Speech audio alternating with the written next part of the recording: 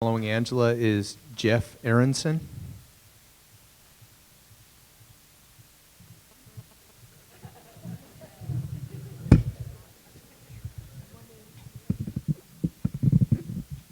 Sir, that's Montez. As you may know, my name is Angela Montez. I am 20 years old, and I have not had a chance to see the river.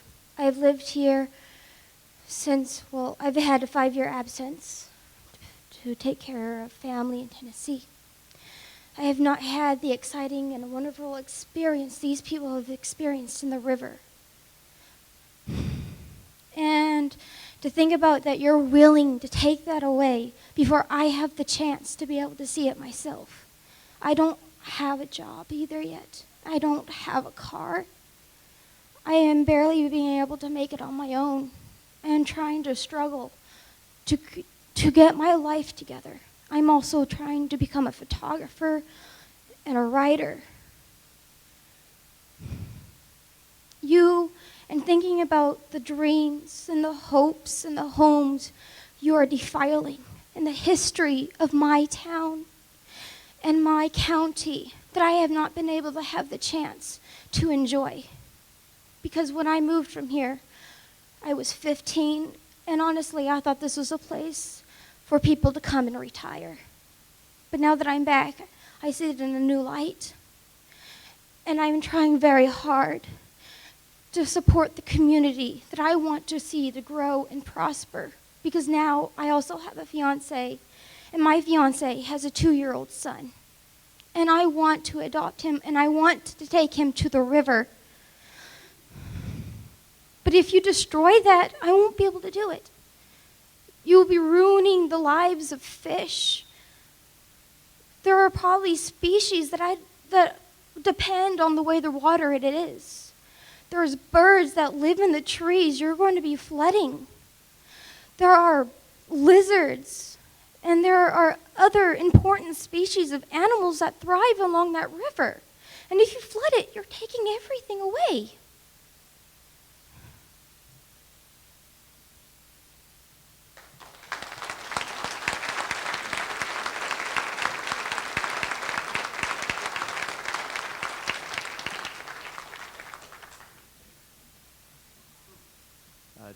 Mr. Aronson, followed by Catherine Ebott.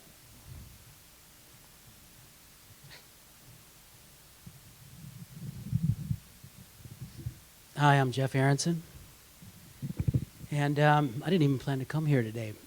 I've just returned after 35 years hiatus from this area, and what a difference 35 years makes, I must say. 35 years ago, it was the Stanislaus River and the New Maloney's Dam. And it was just a clutch of hippie river runners in the audience. And that dam destroyed the heart and soul of our community. And I left because of it. I couldn't take it. And I must say it is a great honor to be among the passionate and eloquent people that are surrounding us today.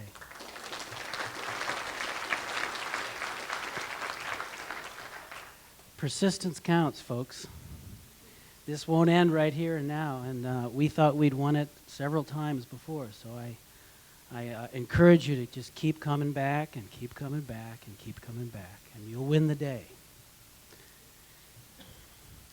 I just came back from my other home in Australia, in Victoria, which was burning down to the ground as we watched it, and it is experiencing a 12-year drought, and it's the worst in history, recorded history. There are folks there who are trying to live through it, and like we did, we live on a little tiny river in the middle of a community that's very much like here.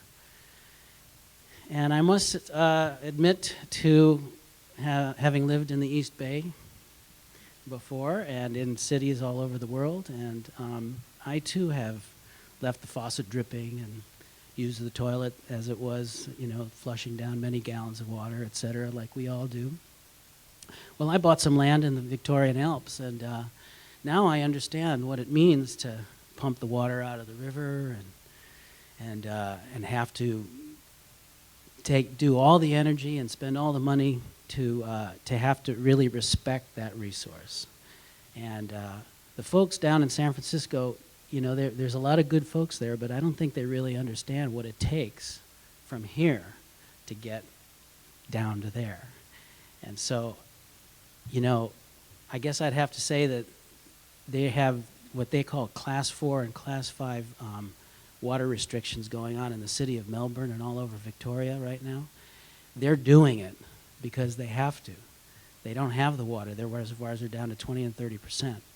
And so they are building desal plants as we speak, and they are forcing the folks not to have to water their green lawns and not to fill their swimming pools and not to let their taps drip. And I think we need to let the folks in the East Bay and San Francisco area take responsibility for the resource and respect it, and not force us to have to pay for their profligate use again.